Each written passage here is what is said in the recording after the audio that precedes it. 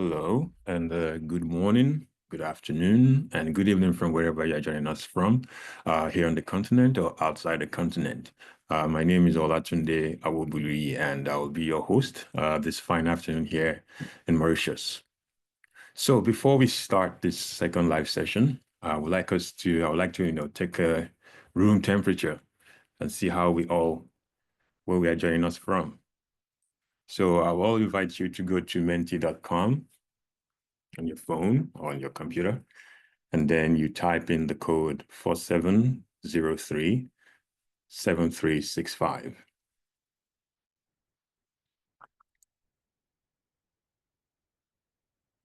You go to menti.com, you type in the code 4703-7365. So you can scan the QR code on your screen. So I have two responses again. The last time we had the top from South Africa, Kenya, and Nigeria. I see Nigeria popped up already also. Malawi. Okay, there are about 76 of us in, so we're still trickling in.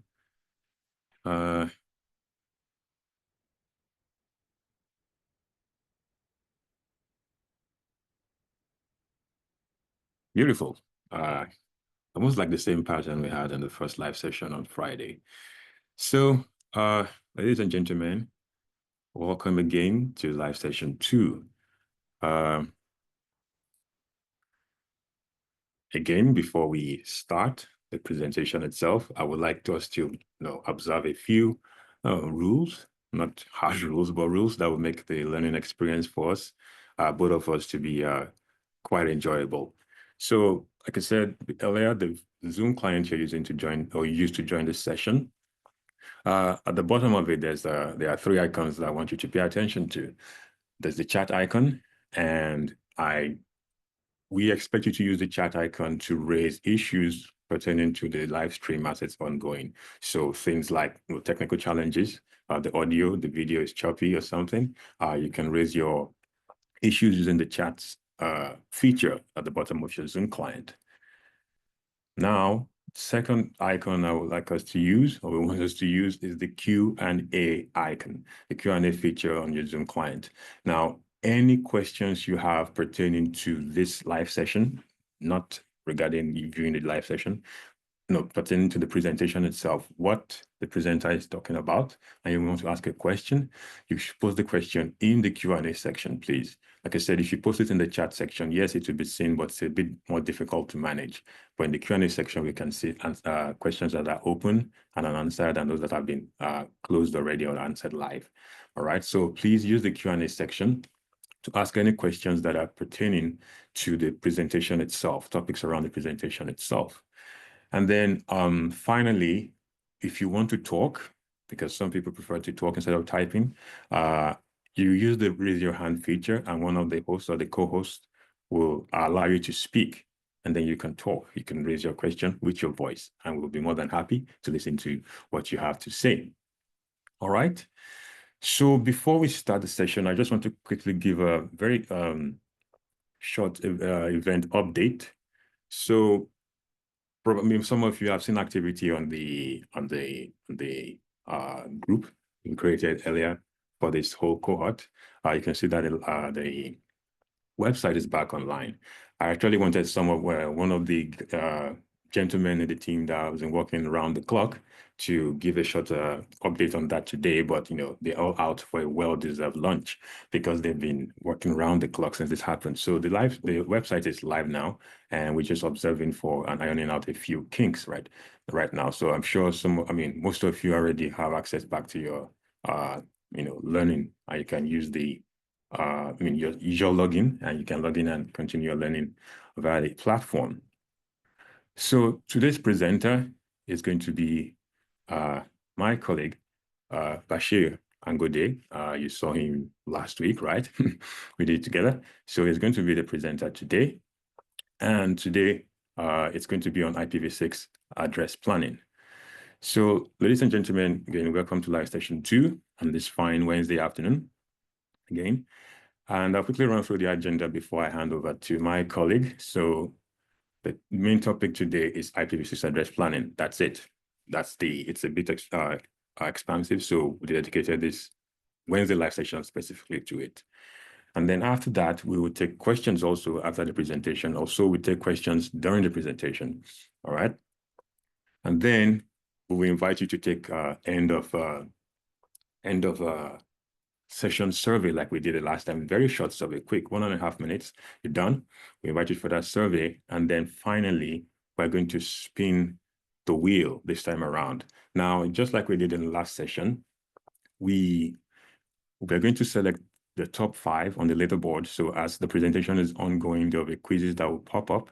Please keep your mobile phones or the computer, the tab where you open Menti open, don't close it, so you can follow the quiz as the presentation is going on. And we're going to select the top 5 like we did last week for the top 5 learners during this session. For the 100% discount code towards the Statistics Silver exam. And then at the end also, we're going to spin the wheel twice to select 2 additional lucky winners this time around. So for you just being present here, we're going to spin the wheel, all your names will be on the wheel, and then we're going to select 2 lucky winners, okay? All right. So that will be the last thing we will do at this presentation today. We're going to spin the wheel. So with that said, I would like to hand over to you, Bashir. You're there. Thank you, Ola. Stop sharing. Share my screen. Okay, you can hear me well, right? I hear you loud and clear. Okay, thank you. So, like Ola mentioned, today is all about IPv6 address planning. And I hope it will be interesting and you're going to learn a lot. So when you talk of IPv6 address planning in IPv6, when you compare it to what you know in IPv4, so you're going to say what's different. Of course, last week we talked about the IPv6 address, its structure, how to compress it. So this is just like a follow-up to what you already know from the introduction last week. So we look at how to subnet an IPv6 prefix, how do you estimate your needs, and then how do you allocate addresses and assign them. So before we start, like Ola mentioned, we're going to also be having mentees, the quizzes we did last time. We'll be doing that this time around. And we'll also be doing a little maths here and there, not complex maths, right? Very simple maths here and there. So if you can get your piece of paper or something that you can just work with, right? And then also, in case you don't understand anything, be sure to raise it up in the Q&A or just raise up your hand and we'll address it. We don't want to leave this session with pending items, right? So, and as I usually say, no question is stupid enough, right? Any question is valid and we clarify it. And at least by the time you're leaving this session, you already know like everything that you need to know about IPv6 address planning. So let's start. First thing that we'll look at is a quiz. We have a Menti. And this quiz is just testing us on something that we may know, right?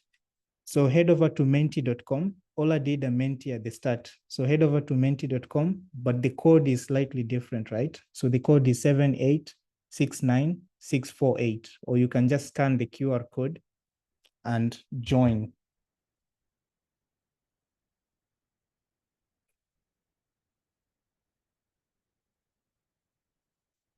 So I can see we are 17 of us.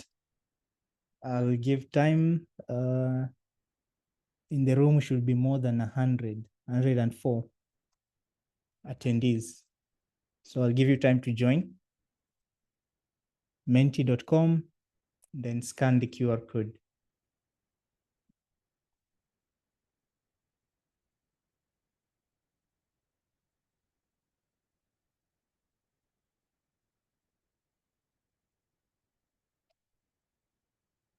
So let's get to 60. 60 is the target.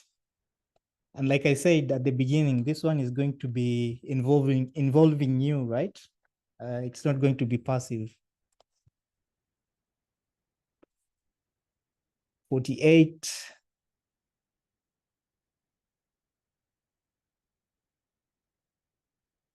51.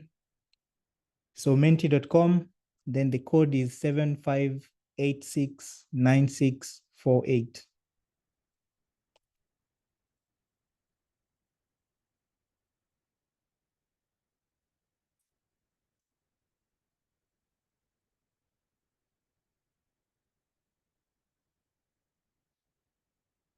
$58.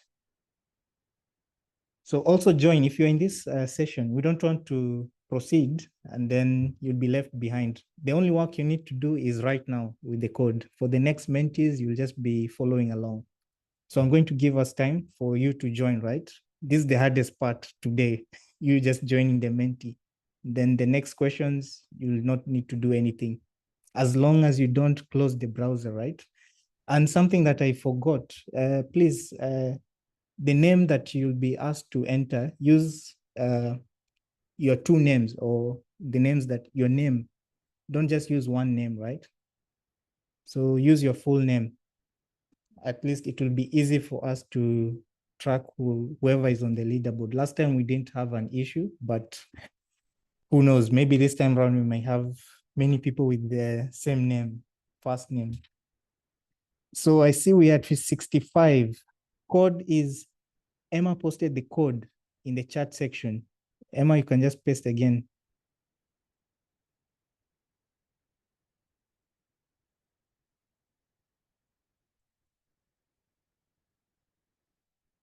I see we are 112 of us over here. So 65, yeah, we can start.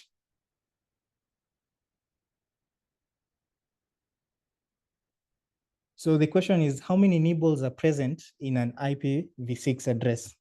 So we did this last week. It's just a recap of what we did last week. How many nibbles are present in an IPv6 address?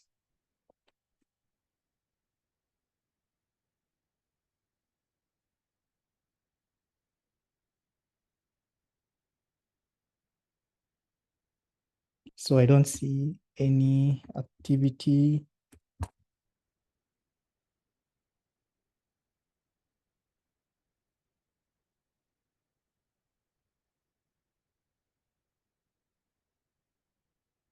So 7 seconds for those who are late to the party. How many nibbles are present in an IPv6 address? So this is interesting. We don't have a clear winner here, right? So the answer is 32, right? 32 at the end. And of course, we had several people choosing 16, 8, and 4. So, but not to worry, we'll review it in a short while. So the leaderboard for the first mentee. So at the top, with the first quiz, we have Ouro. I hope I'm pronouncing your name right. Kumbukani, Moas, Patricia, yeah, Oscar. Okay, so that's good. So last week we talked about how to write IPv6 addresses. Of course, an IPv6 address is 128 bits and it has 32 nibbles. And when you talk of a nibble, the nibble is just each character, right, in the address. And here, each character, I've listed them as H, right? So H, H, H, H. So each character is a nibble. And a nibble is 4 bits, right? So if you do 32 times 4, it gives you 128. Remember, since the IPv6 address space is in hex, so each hexadecimal digit listed or written here in H can range from 0 to 9. And then instead of going to 10, as we used to in the decimal numbering system, we now have A to F. So remember that. And we'll revisit this in this session. Then, of course, at the end, you have a prefix length. So you have the address HHHH, and then slash something, which is N in this scenario. Okay. So we have another mentee. I'll start it up and you'll just be pulled into it. See, we have 75 players, 80 players. If you had not joined, head over to menti.com and use the code 75869648, or just scan the QR code and you'll join. So this time around, I say we are at 90. Let's get to 100. So Emma also pasted the code in the chat section, just in case you are using your browser. So let's get to 100, because I believe we are 112 of us here. 89, 90.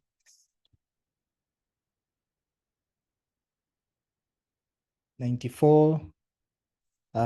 So I'll just start it up. At least we have a good number.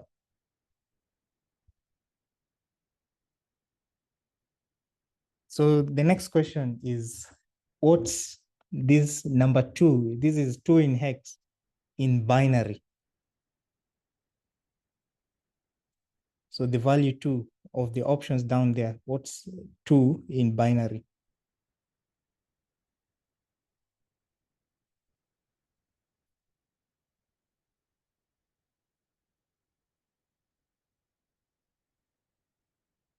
So you have 20 seconds.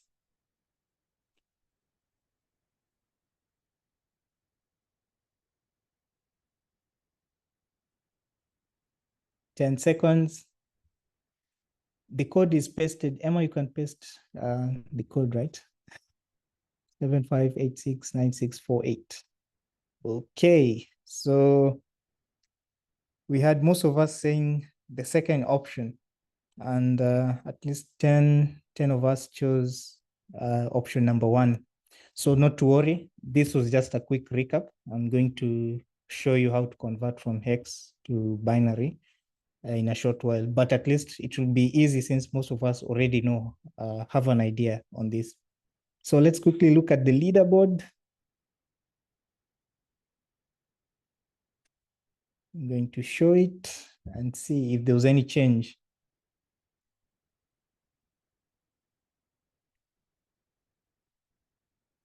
Okay, so pretty much the same. And yeah, so let's keep on. So how to convert from hex to binary, right? This table over here is what can simplify your life, right? If you want to do these conversions.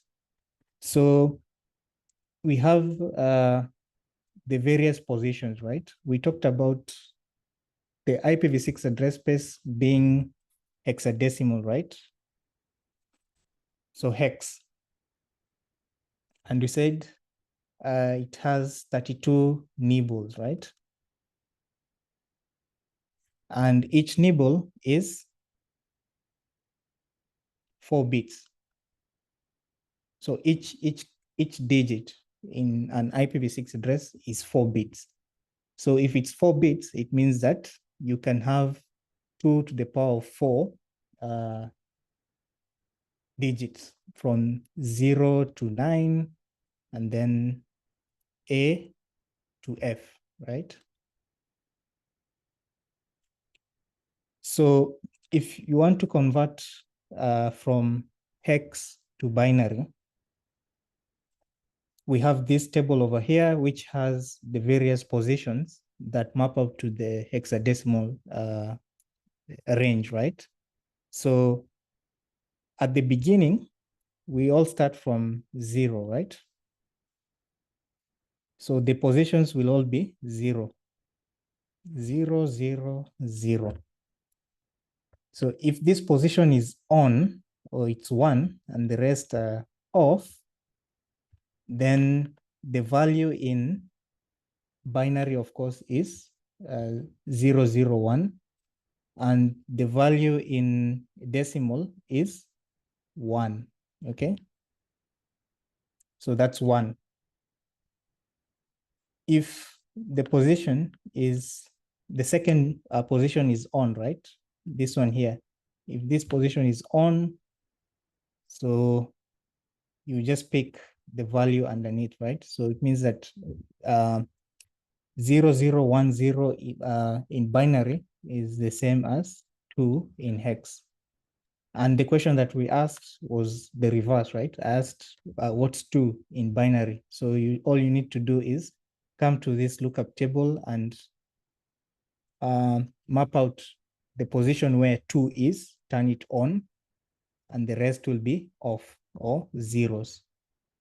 And you just pick the value 2. If I do the next one, which is 0, 1, 0, 0, so this is 4, okay? Then finally 8 is 1, 0, 0, 0, that's 8. So if you do, for example, let's say you have a value 10 in decimal or in hex, we're talking about hex. So in hex, and I fell into the trap, right? So this is decimal. In hex, this is A, right? So A in hex, convert it to binary. So you need to first of all remember A in hex, what is it in, what's the equivalent value in decimal, right? In this case, it's 10, and then convert 10 to binary. So it means that for 10, you're going to need the 8, you need 8, right? 8 is on, 4 cannot be on, right? If you turn this on, then this is already 12, right? So this will be off, then you need 2. You have your 10, right? And the first position is off. And this is A in hex. The last one is F. So you need to remember F in hex is, if you convert it to decimal, that's 15, right? So basically that's 8 plus 4, that's 12, plus 2, that's 14, plus 1, that's 15. It gives you your value in binary, okay? So I hope that's clear. Let's move on and do another quick check on menti.com.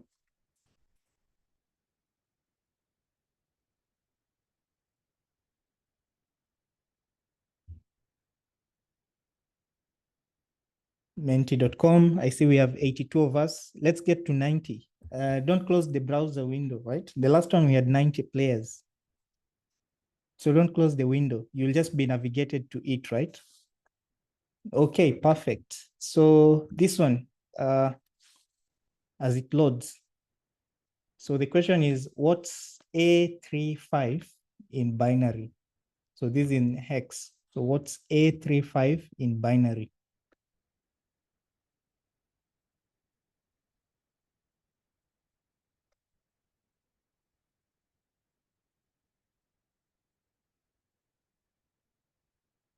So a trick that you can use is work with 4 groups of the binary digits, 4, 4, 4, and you can easily work it out quickly. So A3, 5 in binary.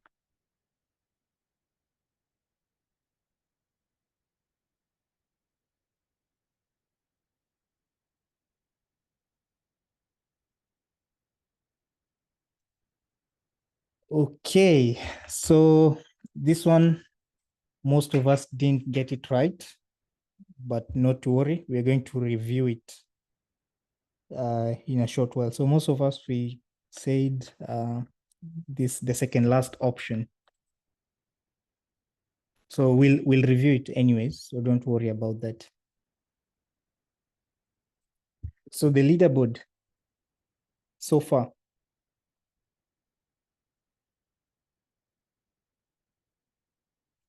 Again, not too much changes. Okay, Matthew is now at the top. So good job. So let's look at the solution. A35. So let's start with A, right? As I mentioned, you can just break it down. So A, what's A in binary? So A, remember that's 10, right? So you just need to turn on this position over here and that position over there. So it's going to be 1, 0, 1, 0. That's A. Next one is 3. So 3 is 2 plus 1, right? So you need 0, 0, 1, 1. That's 3. Then 5 is 4 plus 1, right? That's 0, 1, 0, 1. So if you are to combine this, so the answer is 0, 1, 0, 1, 0, 0, 0, 1, 1, and then 0, 1, 0, 1. So that's the correct conversion from hex to binary. So you need to be careful because it may look the same. You need to be careful with the question that I asked. Or for some of them, I added like a 1 at the end just to be confusing. So you need to be careful. But this is the conversion, 835. So let me see.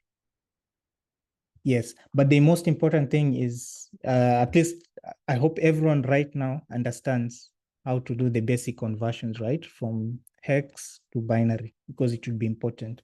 If there's any question, please ask it right now and we'll clear it. I don't want, like I said at the start, I don't want to leave anyone behind. And that's why I'm insisting that we also join the mentees, right?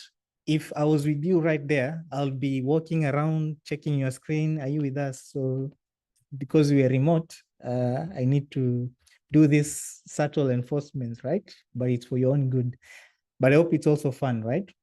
So let's move on. If you have any question, Q&A, please, and we'll sort it out. So now we've done the recap, hex to binary and the conversions, let's jump right into address planning, right? So there are 3 phases of address planning. The first one is to estimate. So even before you start doing planning, etc., you need to estimate your needs, current and future IPv6 needs. And after you estimate, you get the IPv6 blocks or prefixes that matches the needs based on your estimates. And then once you get your IPv6 block, you implement. So this presentation is going to be in this line. We look at how to estimate, how do you get IPv6 resources, and how do you implement. So let's start with estimating. And here, like I mentioned at the start, the title says it all, right? Forsake thy bad IPv4 subnetting habits. Because remember, subnetting in IPv4, we talked about this last week, right? In IPv4, it's all about conserving the limited address space, right? So subnetting in IPv4 is all about conservation. So you're trying to limit the number of addresses being issued out. So that's why you'll do things like VLSM. So a subnet has 25 hosts.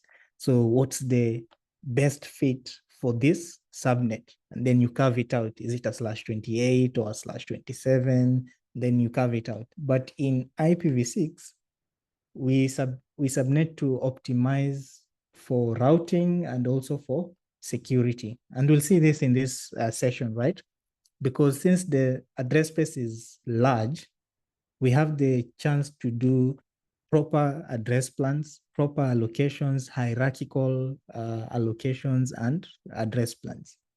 So for IPv6, there's no VLSM in IPv6. All VLANs get the same prefix length, which /64, right? We'll look at this later on.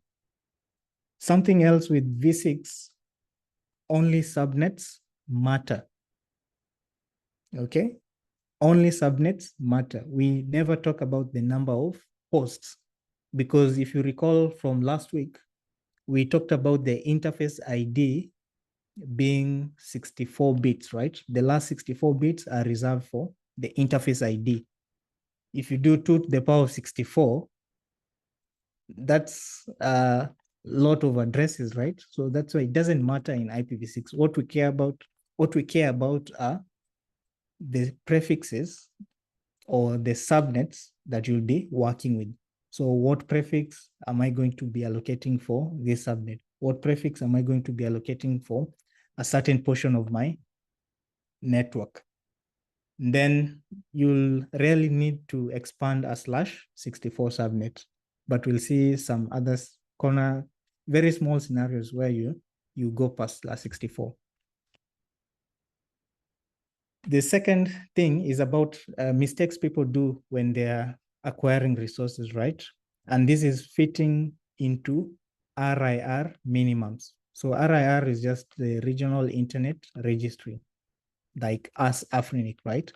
So if you come to Afrinic, we have the default allocations, a /32 if you're an LIR or an ISP, and a /48 if you are an end user or an end site, not user, an end site. Let's say an enterprise network or a university, right? So if you fit into RIR minimums, just come to Afrinic, get your /48 without doing proper planning and estimations. You may end up needing to get more addresses later on when you do your actual plans. So don't fit your plans, try to fit your plans into what you get by default. Always do your estimates. So first thing that we're going to look at is a sample hierarchy of an ISP network, right? As we work towards the actual subnetting, right? So an ISP will have an ASN, then the ISP will be providing services in several regions or towns or cities in one country, or it can be multiple countries, right? But for this scenario, we're just looking at a single country, right? You have the ISP available in different regions, and in each region, they have sites or points of presence, right? POPs. And then customers are connected to these POPs. So the lowest level is the customer, or the end network is the customer. So if you're going to be doing subnetting based on this, you have your prefix, then you need to allocate, first of all, even before having your prefix, you need to do an estimation based on what we have on the screen, the number of customers you have, sites, etc., regions. Then now later on when you're doing the allocation, the customers are going to be getting certain prefixes, right? And we look at all that in this session. So if you map that out, you're going to see that you'll need certain number of bits for the regions, certain number of bits to cater for the POPs or sites, certain number of bits for the customers. And then you have your customer end prefix size. So let's look at another example. This is a university network. So the university network will have an ASN, and then first level will be campuses or campi, the plural of campus, I believe.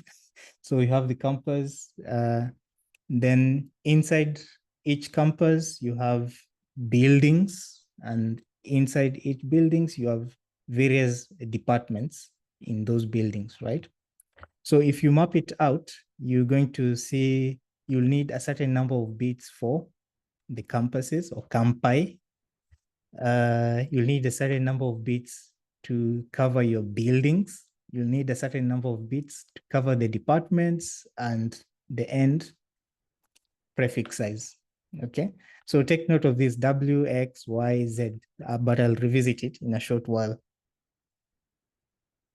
So for an enterprise network, same thing. The enterprise network may have several offices or branches, may have HQ, branch 1, branch N, okay? Then at each of the branches, you have several services. For example, data, voice, video, etc. This is just an example. And then at the end network, you have your VLANs, right? Sales, marketing, operations. Again, same thing. you'll need a certain number of bits to cover the branches, certain number of bits to cover the type of traffic. You'll need a certain number of bits to cover departments and the end prefix size. So how do you calculate your space or needs? Okay. So how do you calculate your space based on this information that we have? So first step is you need to find the number of bits, right? Remember we talked about regions, we talked about branches, we talked about departments, etc., campuses. You need to find the number of bits for each of the hierarchical level, right? That's step number one over here. And to find the number of bits, we propose you can do calculations or you can just use a simple lookup table. We'll do an example in a short while. Once you found the number of bits for the various segments in your network, next thing is to choose a prefix for the end network. So if I'm a broadband customer, what prefix size are you going to give me? So that's a design decision, something you decide internally, right? So apart from VLANs are fixed, right? VLANs are always /64, the end prefix, right, for VLANs. The rest, if it's for broadband customers, enterprise customers, /48, or if you have small businesses, /52, /56. For broadband customers, the recommended prefix size is a /60, okay? And actually the recommended prefix size is a /56. And if you're being too mean, you give a /60, but we'll see this in a short while at the end. So finally, for you to calculate the size to request from your RIR, you just need to subtract the number of bits from the end prefix size. And we'll look at an example in a short while, and you'll get the end prefix to request from AFNIC. So, and then the number of bits, I think this table is now familiar, right? So we have 4. This basically just means 2 to the power 4. If you need 4 bits, you're going to have 16 entities. Or if you need 16 entities, you need 4 bits. If you need 4,996 entities or anything between here, 256 and 4,096, you need 12 bits to achieve that. So the lookup table makes things easy. If you have, let's say, 1 million customers, so you just automatically know 1 million fits in here, you need 20 bits to cover those 1 million customers. So it's easy to work with a lookup table. So how to do the calculation? And this is the next thing that we'll do, right? The calculation. But before we do that, the prefix sizes, right? The end prefix sizes. /64, you said. VLANs, get this, right? /60s, this broadband, right? And also /56 in most cases. You'll do, or let's say home, In some networks, they don't differentiate maybe between home users and sometimes the small businesses. So you can design a plan or come up with a design decision which says, let's give /60 for home users, the normal home users, and then /56, we give this to small businesses or small enterprises or something like that. Again, it's a design decision. You can also do /52 for these guys over here. Okay. So the reason why we say for home, because someone will be like, why don't you just give them a /64 for the home users, right? So /64 does not work, right? For home, because it just means, since we said the recommended prefix size for VLANs is a /64, Then if you are allocating a /64, then it means that there's only a possibility of having one subnet, right? And in IPv6, it's not like we're trying to conserve address space, right? So if you're being too stingy, right, you give out a /60 over here as a minimum to home users. Recommended is /56. Then for enterprise, if you have enterprise customers, give them a /48 or a /52, depending on, but it's recommended according to best current practices /48. Assign that to enterprise customers. But again, since it's a design decision, probably you may have small enterprise customers or something like that, then you can choose. But enterprise /48 if you are to stick to the best current practices. So let me see if there's a question up to this point. So Ola, you can also always just interrupt if there's a okay. So I hope no questions means we are okay. Okay, cool. So next thing is how to calculate the required prefix size. Remember, just as a recap, at this point when you talk of address planning, we're still in step 1. You want to estimate the prefix you'll ask from Afrinic, right?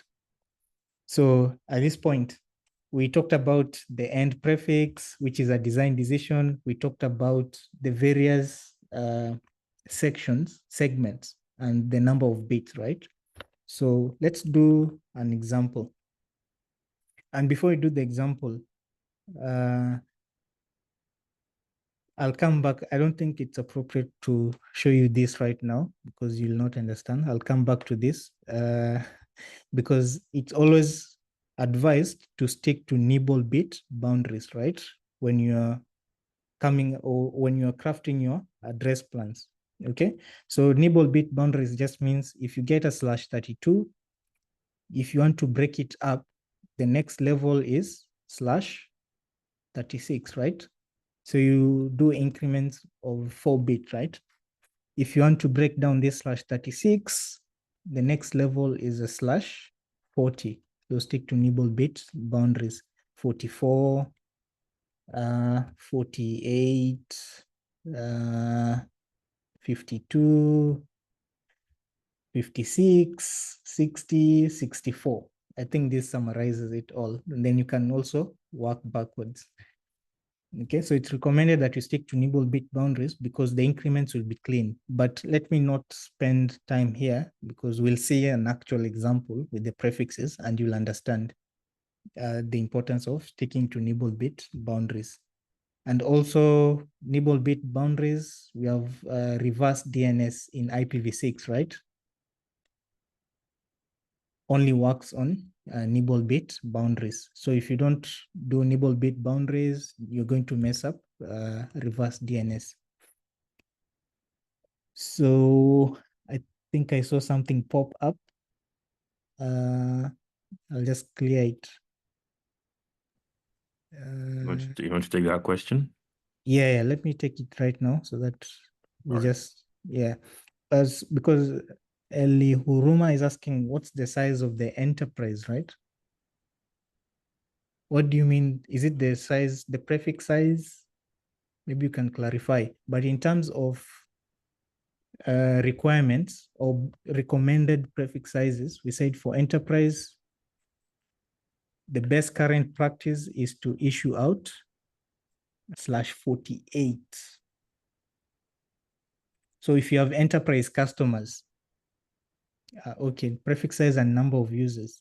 So it depends, right? Because with if the enterprise customer isn't too large so let me put it this way. Best current practice for enterprise customers, if you're an ISP and you have enterprise customers, give them a /48. If the enterprise customer are deploying IPv6 and they do their estimates, what we're doing now, and they find that they need more than a /48, then it's better for them to get their own IPv6 or resources, not only IPv6, come to Afrinic and get their resources, okay? So that's why with your question on the prefix size, if you're an ISP and you have an enterprise customer, /48. If they do their plan and see that they need more than a /48, then they need to come to Afrinic and get their own prefix size or blocks, IPv6 blocks.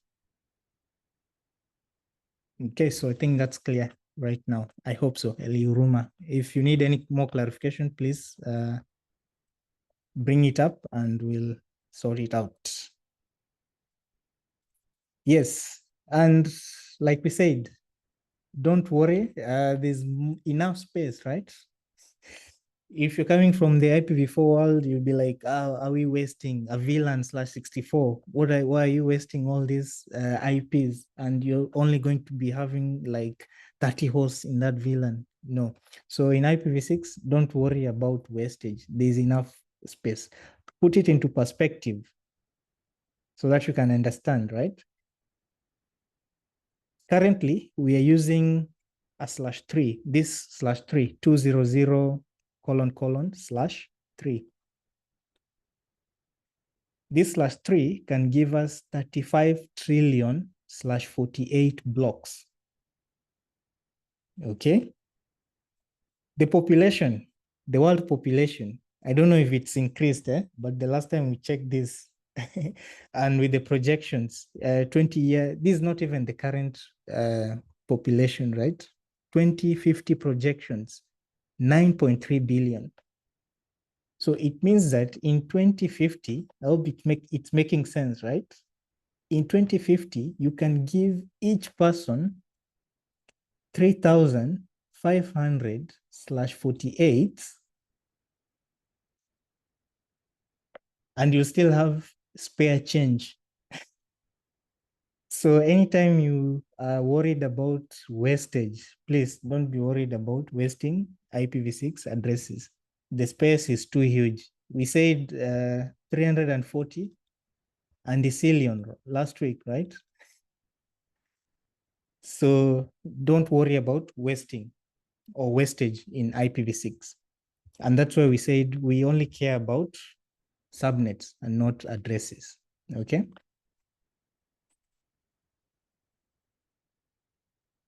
So we can move on. Ola, please feel free to always interrupt me if there's something that needs to be sorted out urgently or as we discuss, right?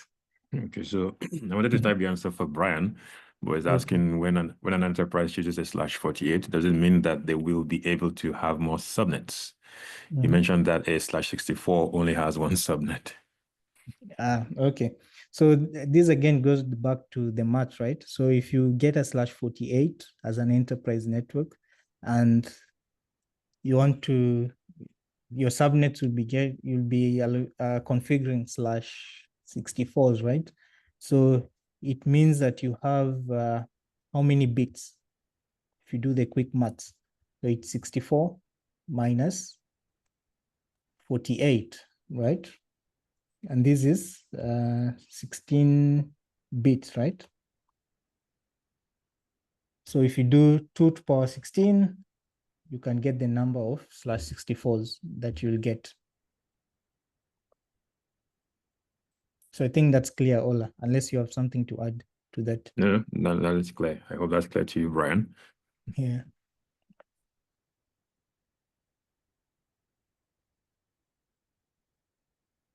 So Adeola is asking, what's your take on subnet ID with IPv6?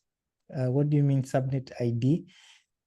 But anyways, we'll once we remember the hierarchies we're looking at, ISP, regions, etc. The subnet ID basically in IPv6 is if you come to Afrinic, you're an ISP and we give you a prefix. Let me clear this. So the prefix that you got from Afrinic is 2001 DB8::/32. You have a /32 from us, right? So it means that from 32, up to 64. This is what you use for the various subnets, right? And this is what I can call the subnet ID over here. So you'll break this portion over here, and we'll do this in this session, right? You'll break it, maybe a certain portion will be for regions, break it down till you get to the last level. So if it's not clear, please, if I didn't clarify, please ask the follow-up question and I'll also clarify. But I hope it's clear. Okay, so let's move on with an example. Actually, the example was on the previous slide. So an ISP has operations in 10 cities. The largest city has 50 POPs, and the largest POP has about 2,700 clients. So how much space should this ISP request from Afrinic if it plans to give each of its customers a /48? So each of these 2,700 customers, they need to get a /48. And the largest city has 50 POPs, and the country in which the ISP is operating from has 10 cities. So we'll work with this, we'll work on this together, right? And we'll do this via Mentees. So the first question that we want to ask ourselves here, or I'm going to ask you, you can also ask yourself, right, as we walk you through. For the cities, we said the ISP is present in 10 cities, right? So how many bits do we need to cater for these 10 cities? That's the first question. And this quick maths, we should already know the answer. So head over to menti.com and I'll just navigate to the slide and we'll be pulled into it. Let me start it.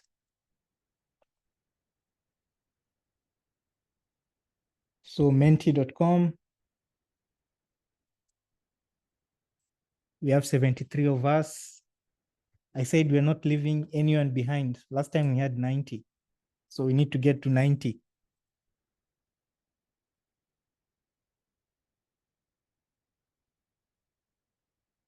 90. Menti.com, if you joined slightly later, right, you can scan the QR code or you can head over to menti.com and Emma will paste in the code in the chat.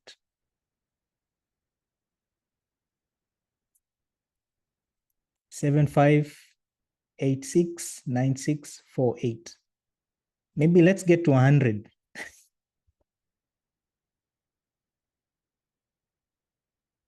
To have more people joining the fun. Yeah, perfect.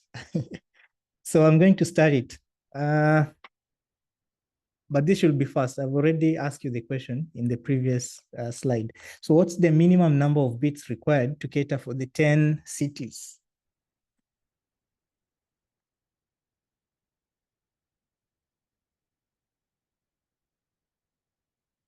What's the minimum number of bits required to cater for the 10 cities?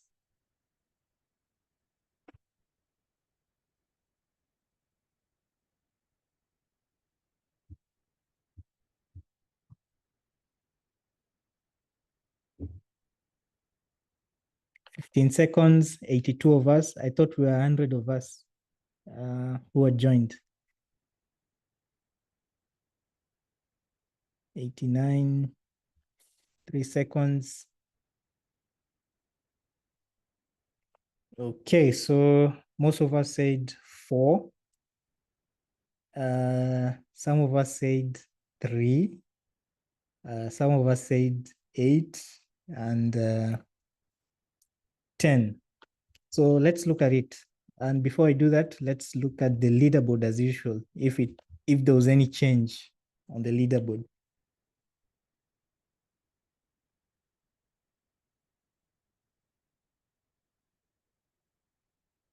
Okay, so Matthew is still at the top. Yeah, so Thank you for participating. Let's review it, okay? So for the number of cities, we said we have 10 cities. This ISP is providing services in 10 cities, right? So all you just need to do is come to the lookup table down here and identify the relevant position. So 10 fits into this here, the 16 entities, right? And because of that, we need 4 bits. And like I mentioned when we started the quiz, you can do quick maths, right? You can start with 2 to power 2, which is 4, 2 to power 3, 8, 2 to power 4, 16. So most definitely 8, 2 to power 3 is not right. 2 to power 2 cannot fit in. So it's 2 to power 4. And you see with IPv6, we're using 4 bits. There'll be 6 extra subnets, right? And this can be used for future growth, okay? So for the ones who said the other option was, what was the other option? 16 bits, I think. It's not that you're wrong, but the question asked minimum, right? Of course, 2 to power 5 will also work, 32, it covers your 10 cities, but the question was asking for minimum, which is 4 bits. Okay, so let's look at another one, still in the same line. So we've looked at cities. Let's look at the number of POPs. How many bits do we need to cater for the number of POPs in the largest city? So again, menti.com, I'm going to start it up. You can see 93, let's get to 100, and then proceed. 95, 97, 99, 99, 100. Okay, I'll start it up. Okay, what's the minimum number of bits required to cater for the 50 POPs in the largest city? Is it 3, 4, 8, 10?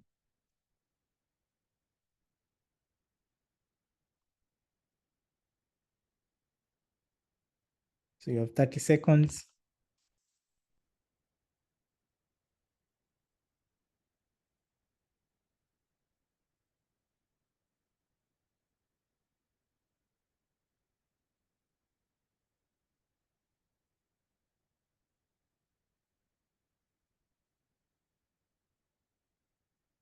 Please, Menti, right?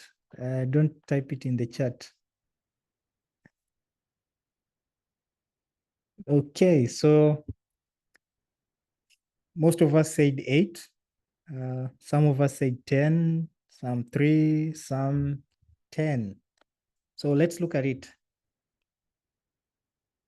Before I do that, the leaderboard as usual. Is Matthew still at the top? Jean, Charles, Moise. Has it changed? Okay. Jean-Luc has moved to the top. So let's look at the explanation again. So we said 50 POPs in the largest city, right? 50. So you just come to the lookup table down here. And where does 50 fit in? So 50 fits in the 256. Remember, we are also, because I know you can do 2 to power 7, for example, right? 2 to power 7 or 2 to power 6. 2 to power 6 also works, right? But this doesn't fit into the nibble bit boundaries, right? That's why we have this table in these increments of 4, okay? So if you're using this lookup table, 50 fits into, so 50 POPs fits into 256 here, so you need 8 bits to achieve that.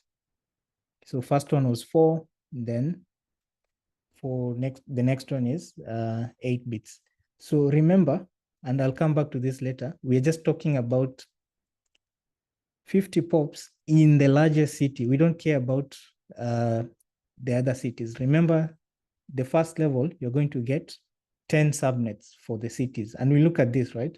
Subnet number 1, you'll have number 1, 2, 3, then the last one will be 10. So if the largest city is city number 2, we're just looking at the largest, right?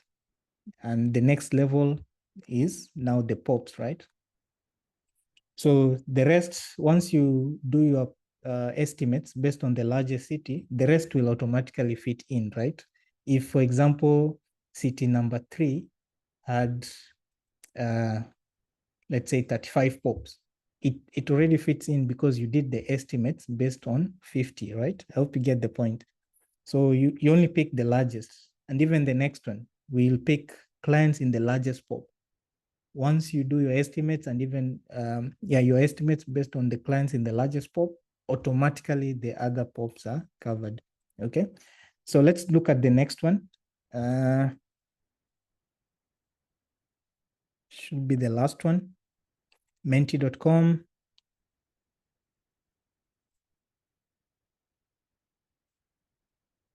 94, let's get to 100 as usual. 99, 98, 97, 98. I said I'm not leaving anyone behind, right? I'll try to keep you as engaged here. Okay, 100. So I'll start it up. So what's the minimum number of bits required to cater for the 2,700 customers connected to the largest POP? Is it 4? Is it 8? Is it 12? Is it 16? From your calculators, you can also do, does 2 to power 4 work? Does 2 to power 8 work? Does 2 to power 12 work? Yeah. So 80 of us have answered. 20 seconds to go.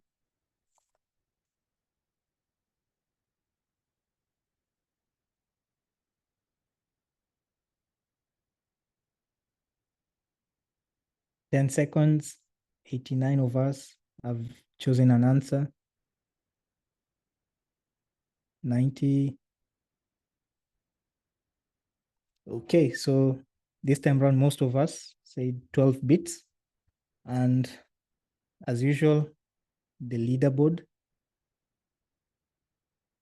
Before we look at a recap of the answer.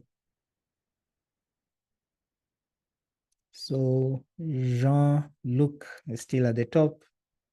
Matthew, Charles, Moaz, Razan, Emmanuel, Patricia. Yeah. Okay, so last one, 2,700 clients in the largest POP, right? So you just need to look at where this fits in. So it can't be 2 to power 8, which is 256. So automatically it's 2 to power 12, 4,096.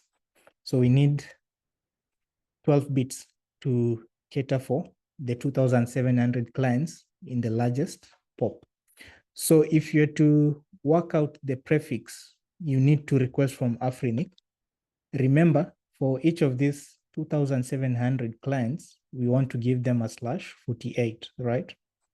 So if you're to know the prefix you need to request, you'll get the end prefix size /48, subtract it from the number of bits that we need based on the calculations we've done here, okay? So 48 minus 12 minus 8 minus 4.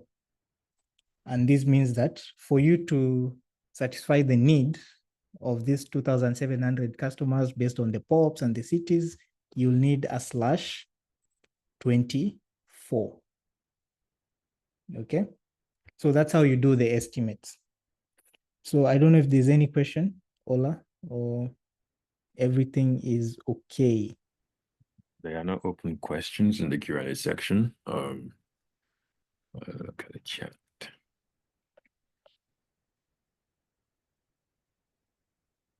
Looks fine. Okay. Okay. So like I said, don't hesitate to ask your question. So with that in mind, we've seen the estimate, right? You need a /24. Even based on this estimate, you can know the prefix sizes that you'll be allocating at each level, okay? If you've thought about it beforehand, just look at the prefix sizes, the bits, right? Look at the bits, look at the prefix you'll be getting a /24. So you'll start from a /24 at the top, okay? Then the next thing for your cities, we said we needed 4 bits. So this will be a /24 plus 4, /28. Your cities will get a /28. Of course, you'll have 16 of them, right? 2 to the power 4. Next one, pops. Again, 4 bits. So this is going to be 28 plus 8. You're going to allocate your pops with a /36. Then clients, you'll now be allocating, since you need 2,700, you'll be allocating prefixes to clients from these /36. So finally, you're going to have 2,000, you can get up to 4,096 /48, right? Okay, but essentially what I've just shown you is the same thing here. At the end, you have /48, then your pops or sites will get /36, your cities get a /28, then at the top you have your /24, which you got from Afrinic. So this can apply to any prefix size. Once you understand this, you can map it out to if you have a /32, if you have a /48 from Afrinic. So any questions? Yeah, so Del Miro is saying we will not give room for growth. The address plan is asking if you're not giving room for growth. If I'm correct. Yes. No, if I'm correct, if I read that right, okay, go on. Yeah, I think that was a question. If you look at for the first level over here, at the first level, we do 2 to the power 4. It means we can have up to 16 subnets, right? So you can have room for growth for 6 more cities, okay? Second level over here, we have 50 pops currently. And remember, this level, you can get up to 256 down here, right? 2 to the power 8. So you can have up to 256 subnets. Same thing with the clients, right? You can have up to 4,096 clients. I think there's enough room for growth. And that's why it's important to do the estimates, right? If you just stick to the RIR minimums, come to Afrinic, give you a /32 without no questions asked, then when you are doing the actual implementation, you find that it's not enough, right? If you do the proper estimates, then you'll not have problems. I think that's clear, right? If it's not clear, please ask the follow-up question and I'll respond. Okay, perfect. So next step, we've done your estimate, right? So how do you get or procure these resources, right? How do you get the prefixes from Afrinic or from wherever? So let me see. Okay, I think it's clear.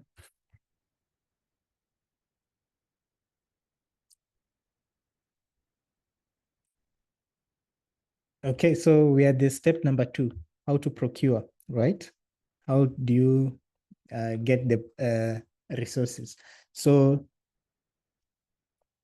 if you're an enterprise network, right? You have an ISP providing services to you, then you need to request them to give you an IPv6 prefix. Same thing also applies for if you're an home user, right? If your FTTH or broadband provider provides you these services, you need to make a request to them, right? Because otherwise, if they're not getting requests for IPv6, they may not see it as important. It applies to enterprise and also to even you as a home user. I've done it myself. I've made the request. Of course, I was ignored, but at least I made the request, and probably they know that people are caring about IPv6, right? So initiate the request, right? If you're an Afrinic member, right, how do you make that request? So it's a simple procedure. I'm going to show you from the portal, my Afrinic. You should have login details to this. Once you sign in, it's pretty straightforward. You sign in. So it didn't, things sometimes go wrong when it's live. Hola. Okay, I Yeah. think it's loaded. The beauty of live demonstrations. Yeah. Okay, so it's loaded. So if you're an Afrinic member, you just go to resources and then click on IPv6 resources. And from IPv6 resources, click on request IPv6 resource.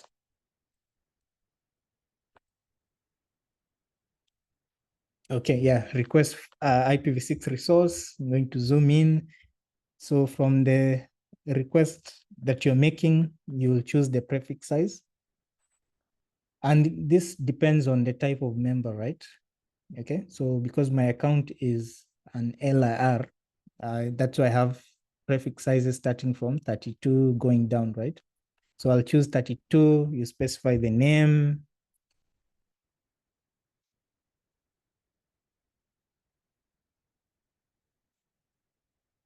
You specify the name, you specify whether the prefix you're requesting will be announced or will not be announced. So we have a policy that mandates you to advertise a prefix 12 months after you've gotten it. And probably if you're a member here, you've received an email from us with regards to this. And if the prefix will not be announced, in this case, for prefixes, for example, used for peering purposes at IXPs, you specify that, right? Then you also describe services that you expect to offer, maybe FTTH, internet services to customers, yeah. And then you specify the address plan here. The format is included, right? Because you did an estimate, right? You'll know that whatever you're doing is obviously immediate, and then it's going to cover you for, let's say, the next X years, 3 years, 5 years, based on the numbers in your network, your projections, your current number, and future projections. Okay. And then attaching an address plan is not mandatory, especially if you're doing the default request, right? /32 or /48. Like I said, you can make the default request, no questions asked. And then the network description and other attachments and the justification, but these are not mandatory, right? These will only be requested if you're doing anything greater than a /32. So you need to justify that, but it's not mandatory over here. And that's how you make a request for an IPv6 prefix if you're an Afrinic member. So I don't know if there's anything up to that point or any comments. Yes, there's one, but I can't really place where in the presentation they meant, because I wanted to answer that. Says what's /48? I have only understood how they got a /36. Okay, I think let me see if I remember. I think it's here. Probably was he or she was asking about because I did the illustration of that, right? But from the estimates, we had we saw that we needed a /48, right? That was for the prefix that was to be allocated based on the estimates, right? And then for each of the cities, because remember we said we had 10 cities, right? So 10 cities needed 4 bits. So at the city level, you have a /28, and then 8 bits for the POPs or sites, /36. And then from /36, since you're going to allocate, let's say, a slash 36 at pop number 50, for example, or site number 50. So now, most of the time, what happens here, you'll either use a provision, you need to do a provisioning mechanism, right? So you do the config here and say, I have a pool, a slash 36. I need you to, I need these customers to be issued with that slash 48 from this slash 36 over here. Okay. So I think, I'm assuming this is where the confusion came in, right? Because we stopped at slash 36 at the pop level, but customers will be getting a slash 48 from each of these slash 36s. So if it's, I believe I've clarified that. If it's not clear, please ask a follow-up question and we'll sort it out. I hope so. And it's an anonymous attendee, so I can't call your name out. Mhm. So from Jeremy, we say, when you request an IPv6 block, do you get to keep it forever? So the answer is obviously no. You can, because remember, even with the resources, we don't like, the right word is, there's a word we use, right? Ola, is it allocation or assignment? Because it's It like, depends. yeah. So we give you the resources for a specific period of time. You of course need to maintain your membership and makes your annual payments. Okay. So you can't keep the block forever. So as long as you meet all the requirements to be a member, then yeah, you get to keep that block.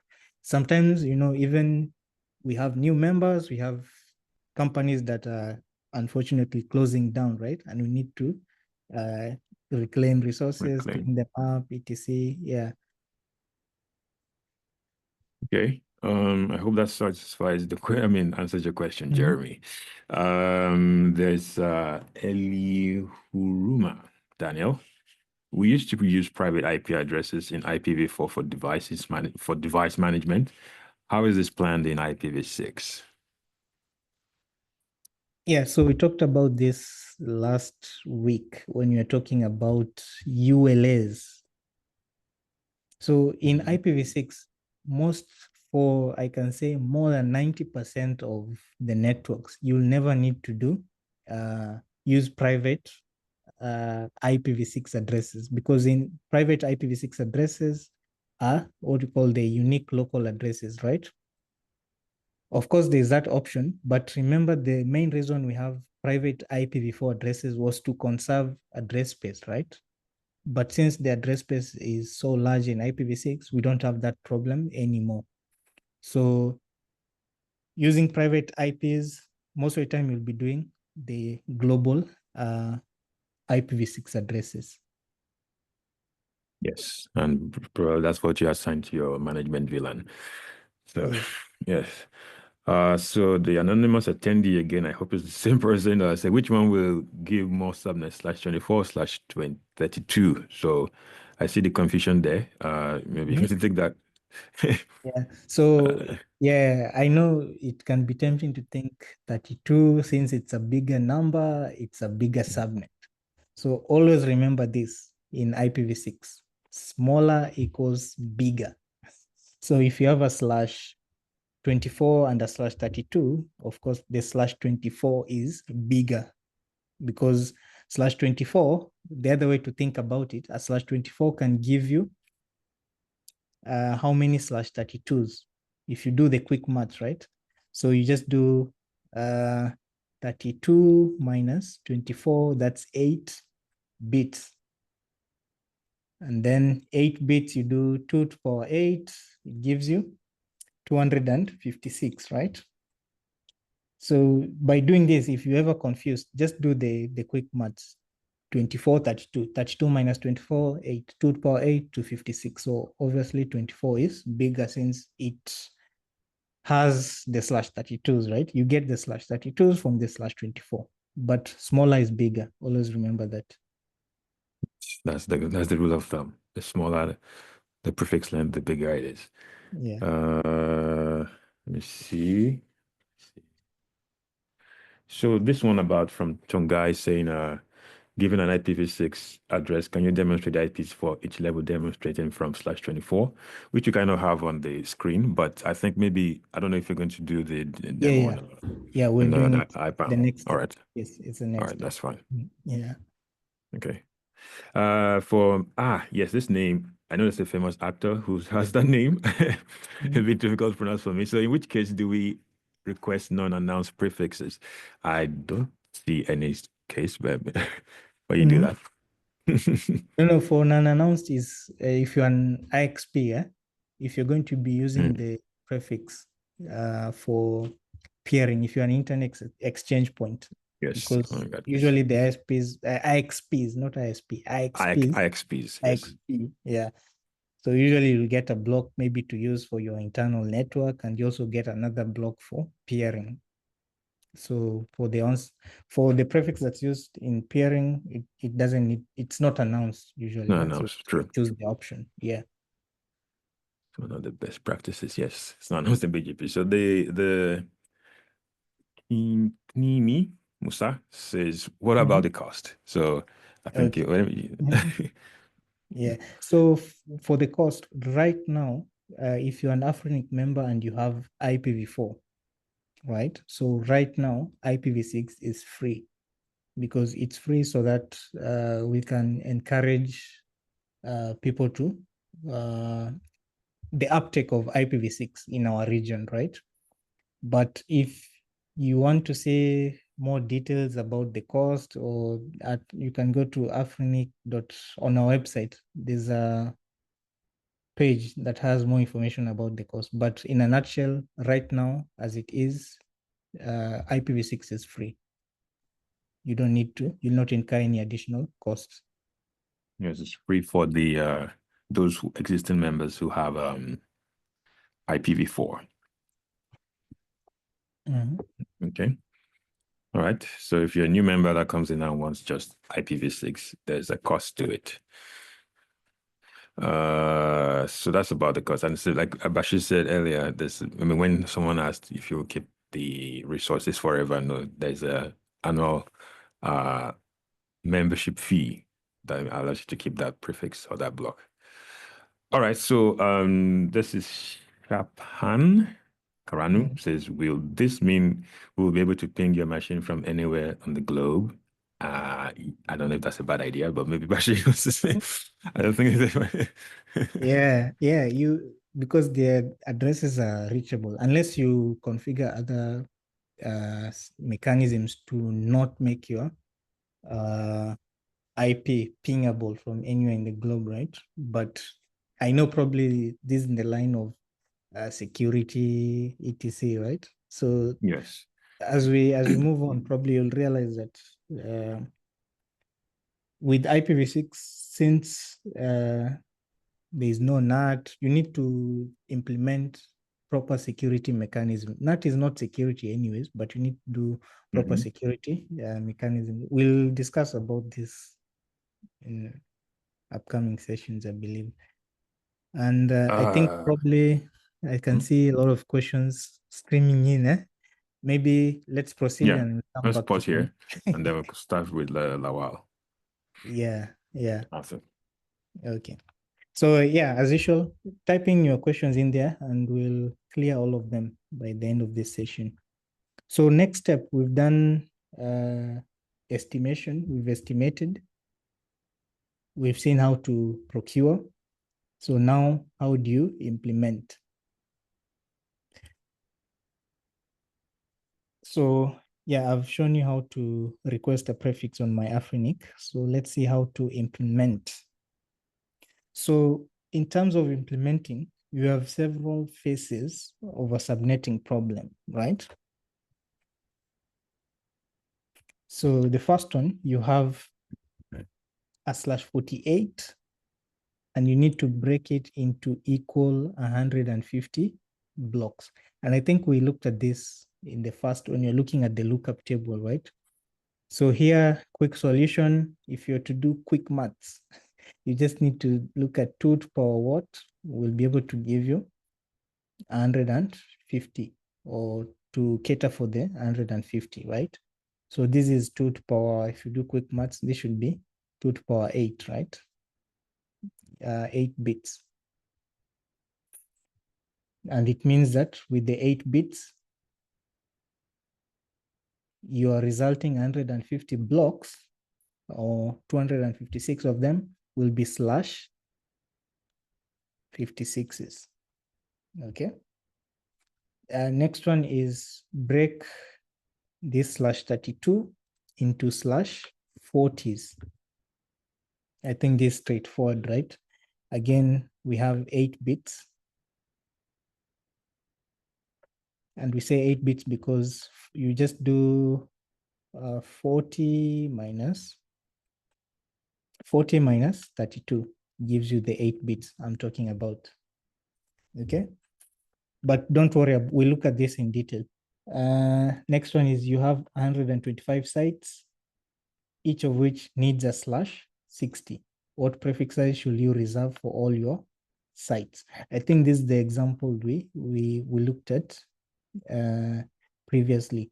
So if you know the number of bits, 2 to power what gives you 125. Know these bits, and you can do the additions and know the prefixes, right? So in this case, again, it's 8 bits if you are to stick to nibble boundaries.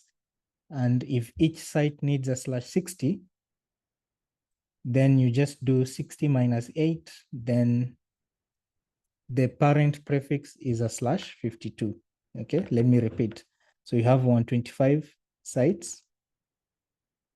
And then we've said to cater for 125 sites, we've said 8 bits.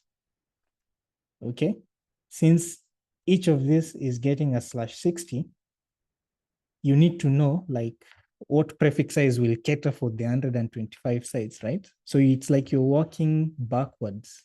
You know the end prefix size, you want to know the parent prefix size. So you'll do 60 minus 8, this gives 52. So you need a slash 52 to be able to cater for 125 sites. And with each site getting a slash 60 over here. Okay. So this is what I was talking about. You have a prefix and a prefix length. Okay. So the length can be slash, the one we've just talked about, slash 60, slash 32, slash 48, etc. Then that prefix gives you sub prefixes, right? Or prefixes under it. And these prefixes are what you call, you'll have the first prefix, subprefix number 1, subprefix number 2, subprefix number n, okay? And the question that was asked, right? In terms of size, shorter is larger. So always remember that. And for you to get the subnet bits, okay, or the resulting prefix length, you just add the initial prefix plus the subnet bits. I think we've done this previously. So going back to our hierarchy, again, this is what we did with our example, slash 24 at the top, 28, 36, 48 customers. So for typical prefix lengths, you have slash 64 for multi-host LAN subnets, that's VLANs. And then for infrastructure, if you have inter-router links, right? So if you have a router connected to another router, inter-router links, you reserve a slash 64. But we'll look at this in a short while in details. And then for loopback addresses, a slash 128. A slash 128 just basically means one IP. So when you are assigning the subprefixes, there are 2 approaches. You can do it sequentially. So start subnet number 1, 2, 3, 4, 5, like that. But the problem with the sequential allocation is if subnet number 1 over here grows and you need more space, it means that you'll need to come back to pick another free subnet over here, maybe subnet number 8. And that means that you're going to have like disaggregated prefixes. So the recommended way is to do bisection, right? You allocate subnet number 1, prefix 1, skip, allocate subnet number 2, maybe prefix number 6, 5, or 6, allocate subnet number 3, subnet number 7, okay? So it means that if subnet number 1 grows or exhausts the current allocation, there's always subnet number 2 next to it. Same thing with subnet number 6. There's always subnet number 7 next to it. So first one is sequential and second one is bisection. Bisection is also called sparse allocation, which is recommended. So subnet number 4, you'll come back to 3 over here, meaning 4 can grow into the 3 and 4 next to it over here.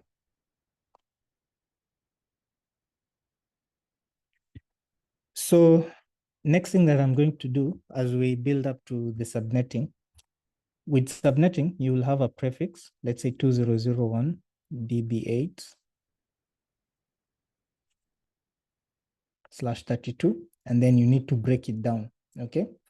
So typically, the way it will look, it will be like a hierarchy, okay? So you have a prefix, and then you have various levels, the same way we saw with our example, right? So here, I'll just do a simple walkthrough here. So let's say you have a /32, and you want to split this /32 into 2 equal parts, okay? So if you want to split the /32 into 2 equal parts, you'll need how many bits? You need 1 bit, right, to do this, because 2 to power 1 equals to 2, okay? So it means that the resulting prefixes will be /33s. So 1/32 can give you 2/33s. 1/33 can give you 2/34s. I hope you can see where this is going, right? We talked about nibble bit boundaries, but it's important to understand 1/34 can give you 2/35s, right? 1/35 can give you 2/36s. Okay, so just one. So eventually at the bottom layer over here, you're going to have 16/36s. So this is another way to look at the hierarchy. So let's look at a work example based on what we did, right? So let's assume this is the prefix that we got after we did the estimates at the start, right? So you did your estimates, we made the request, then Afrinic gave us our /24. As usual, quick way of looking at these prefixes, this is 4 bits. So it means that the entire group over here, this is 16, this is 20, this is 24. So based on this section over here will not change. Your subnets will now start from this portion going forward, okay? So let's work on it. As usual, same, I think we've looked at this for number of times. So cities /28, POPs 36, customers 48. So with the, and I'll come back to this, an actual implementation. So don't worry about this, right? How to breaking it down, okay? So in terms of point-to-point links, so with the point-to-point links, if you have router 1 over here and router 2, the best practices is to plan and allocate a /64 for that link, okay? But when it comes down to configuring, you can configure /64, /124, or /126 or 127. But it's recommended that you configure a /127. This is recommended. So on this interface here, you do /127. And on this interface, you do /127. So the main reason behind this is for security reasons, right?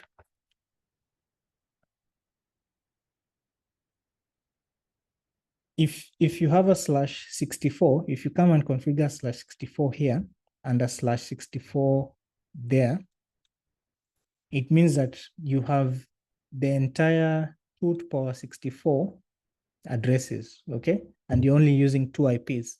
In the early 2010s, there used to be an attackers could leverage this, right? Whereby you'll send packets to the link, right? Send packets to the link to addresses that have not been configured. So let's say if you've configured ::1 here and ::2 here /64, right? So attackers will start bombarding the links with all these 2 to power 64 minus 2 IPs. And the routers will be responding until the neighbor cache is exhausted, the neighbor exhaustion attacks. Okay, so that's why it was recommended as a best practice, and it is recommended as a best practice to configure /127s on the links, right? Because with a /127, you only have 2 IPs, right? So that's the reason why /127 is recommended. I know for some platforms like MikroTik, it doesn't support /127. So that's why the next option is /126 on the interfaces, point-to-point interfaces.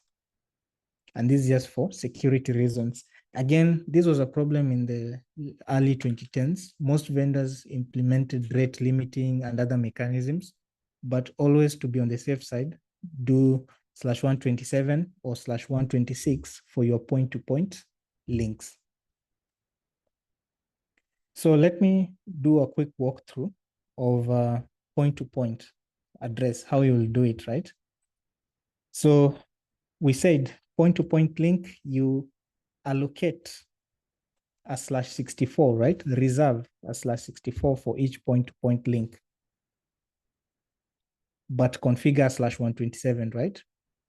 So if you're to actually do it, I'll use an example with a /64. So 2001 db8 colon FACE colon, up to this point, we're at a /48, right? And then I'll do C001 :/64. So if you're to break this down into /127s, the first /127 is going to be this first subnet, right? Of course, if you look at this, it may seem daunting and hard, but it's pretty easy because all you need to do is move from 64 to 127. So first one is going to be 2001 db8 FACE C001 :/127. And this is a tip when you're doing IPv6 subnetting. The first subnet is always the parent subnet. And then all you need to do is just change the prefix length. So that's another tip for always for getting the first subnet after you do your subnetting. So subnet number one, the first /127 is : same thing, but : /127. Okay. And this /127 can have 2 IPs. The : itself, okay, : and it can also have : 1/127. So same thing, 2001 db8 FACE blah blah blah : 1/127. Okay, so this : is basically the 0.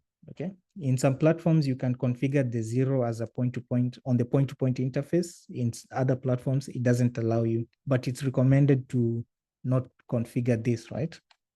Because remember, we also talked about last week, the subnet router Anycast, which has the last 64 bits, right? So just in case this happens. Subnet number 2 is going to be the same thing, colon, colon, 2/127, right? And this second subnet has 2 IPs, 2::2 and ::3/127. Subnet number 3, same thing, colon, colon, 4/127. And subnet number 3 has 2 IPs, colon, colon, 4 and colon, colon, 5/127. So you can go down like that till the end. But here the main point is with IPv6, since we said each point-to-point link gets a /64, right? So if you have 10 of these, there was another router here, it will get its own new /64, not the same, right? It gets a new /64. If you had another router there, you'll get a /64. So it means that with this, all your point-to-points can be the same, right? You will just decide my point-to-points I'm going to be using 2::2 on one side and ::3 on the other side, or 4 and 5. And all you just need to do is change the prefix and configure ::2 here, ::3 here, ::3 here, ::2 here. So it's predictable, right? Or you can even do A and B, ::A, ::B, everywhere, ::A, ::B, because the interface ID itself remains the same, prefix is what changes, okay? So let me see if there's a question related to this, but I have a Menti for you. Okay, there's no question related to the point-to-points. So I have a Menti for you as we get to the end.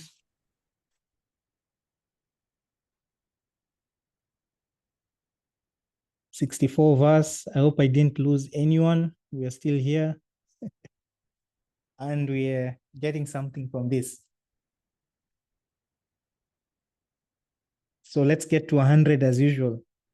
So just switch back to the window that you're on and then wait for the Menti to be activated.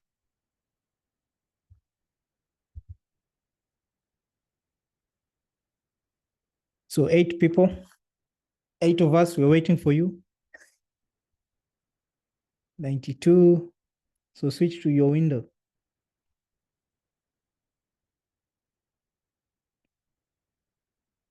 95, 5 of us. 96, 4 of us. 90, I think the rest will join us when we start. So here's the question: which of the following pairs of addresses are valid to use on a point-to-point link?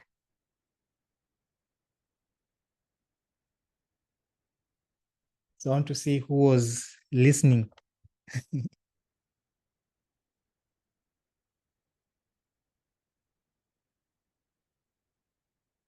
But a quick hack is to remember 0 goes with 1, 2, 3. I'm even giving you the answer. So as I'm giving you the tips. Yes, you are. Let me be a mean teacher. Let me be mean.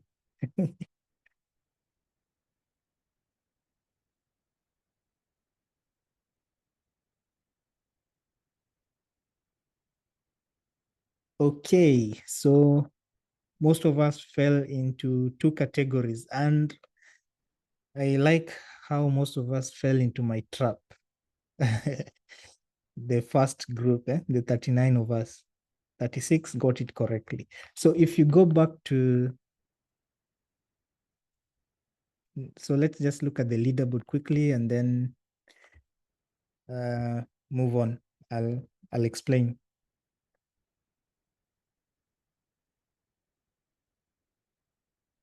Okay, so Matthew is still at the top. So this was our /64, right? And we said the first /127 is going to be 2001 DB8 FACE D001 :/127, right? And we say this one has two IPs, 120, the zero itself, : and : 1. So the first option, which was 1 and 2, maybe let me do the second one and you'll understand. So the second subnet is : 2/127, and this has two IPs, 2 itself and 2 goes with 3, right? /127. So if you say : 1, if you configure : 1 on one end and : 2 on another end, it will not work because these two IPs are in two different subnets, right? So I hope it makes sense. : 1 is in this subnet here, and : 2 is in this subnet over here. So they're in two different subnets. And we've seen this in working with engineers because we are so used to 1 and 2. So configure 1 and 2, and then you start scratching your head, why don't I have reachability between these two point-to-point links? So it's the culprit is always the wrong subnet or the wrong IP, which is not in the right subnet, okay? So the answer basically was 2 and 3. And then there was, you can also do, because the next one is 4 and 5, right? : 4, : 5. Those are also valid. So I don't know if there's any, let me check. I don't see any new question related to this point-to-point links. Okay, so this, I think we've discussed this, right? Okay, though I think Matthew, but I think you've answered it already. Matthew's asked that question. For interaction links and the /64 is reserved, do we now use a multiple subnetted /127 from the same /64 block for multiple links, or a separate /64 for each link? Yeah, separate for each link. And then use 1/27 for the actual point-to-point interface. Okay. Yes, that's the only question related to that. Okay, so in terms of VLANs, we talked about this early on. I'll just skip this because we said plan for a /64 for each of your VLANs. But if you look at, if you're doing this for servers, if you have a server, right? If a server has virtual machines in it, right? So you can't allocate a /64 or to the server itself. You need a larger prefix so that the virtual machines can also get a prefix from that larger prefix. I hope it makes sense, right? So you can allocate maybe a /60, then meaning that you can have several /64s. But it depends with what you're doing in terms of virtualization. So I think that's it. I'll just do a quick demo and then we can call it a day. Okay, so let me switch to PHP IPAM, because after you do all this subnetting, you have your prefix. You have a prefix and then you break it down. We always recommend you to use an IPAM, an IP address management system. Actually, it's IPAMs. So always use an IPAM. Don't use spreadsheets, Excel or Google Sheets to do your address plans, okay? So let me show you a quick demonstration of how you're going to achieve this. So I'm using a tool called PHP IPAM. If you need assistance in setting this up in your network, you can also reach out to us. but you can also use the demo website, right?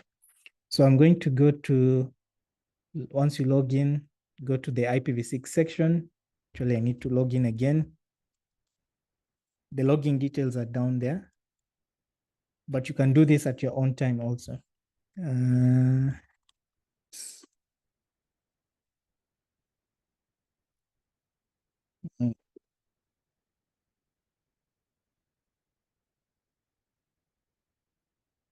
Okay. So here I'm on the IPv6 section. I'll just click on add a subnet. I'll do the subnet that we did, right? To 0D 00/24, right? So I'll call this evil cop. This needs to be a 0D00. Let me zoom in. So I'm also going to click on show as name, and I'll show you the importance of this in a short while. Then once I've done that, I'm going to click on add. So the subnet is added successfully, right? So it's here. So since this is a demo website, demo site, you're going to have some unnecessary subnets, but the reason why I did the name thing is for you to see the name, right? So once you do this, we want to break this down into /28. Remember the first level was for the cities, right? So I'll just come here and then we want to break this down to /128, right? So I'm going to, we need to subnet it, right? So we need to break this down into several subnets. So we have several options down here. You can edit the subnet properties. You can add a new nested subnet. So I'm going to edit the subnet properties. And then somewhere in the middle, there's the option to resize, split. I want to split this subnet, right? So split the subnet. We want to split this into /28, okay? Leave the other options as they are. And the name that's going to be given to this subnet, my organization, my ISP, I've called it Evil Cop. So the Evil Cop, the next level was the cities, right? So I'm going to say ISP or the name of your company, cities, just to make it look neat, and split it. So it means that if you look at the resulting prefixes, even on the side here, you'll see we have 16 cities. Remember 2 to the power 4, right? 1, 2, the last city. So let's look at each of them, right? Let me show you. So the first one is the 0/28. Then you have 4D, 1, 0, 2, 3, 4. Remember what we talked about, nibble bit boundaries, right? The last one will be 4DF. So it's the increments are clean. So here you can say the first subnet is reserved. So you just edit it. So I'll say reserved. So usually we recommend you reserve the first one for infra, right? So I can say reserved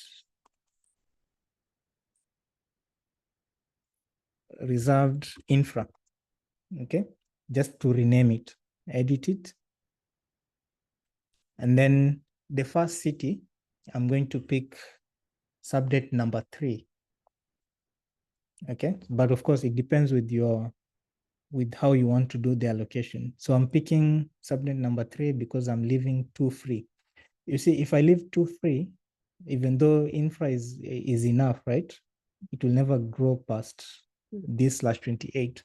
But the logic here is if I pick 3, I can always aggregate 3 and 4 if need be in the future, right? Especially if you have large cities. So you leave the space, the next subnet free. So here I can edit it again and rename this, give it the right name, right? So I'll say this is city 1, okay? That's the /28 that will be reserved or will be issued to customers in the first city. So I'll edit it. Remember, if you work with city one, we need to split this, right? The next level was POPs, okay? Or the sites. So I'm going to edit the subnet and then scroll down and let me zoom in slightly further. So edit that subnet, the /28, and then we need to split it, okay? And we need to split it to /36s, okay? So this level is CT1 and then POPs, right?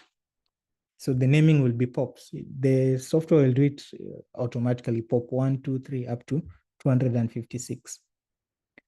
So because there are 50 of them, so it has been split successfully. So now under the city, we have various /36s that can be used for the various POPs, right?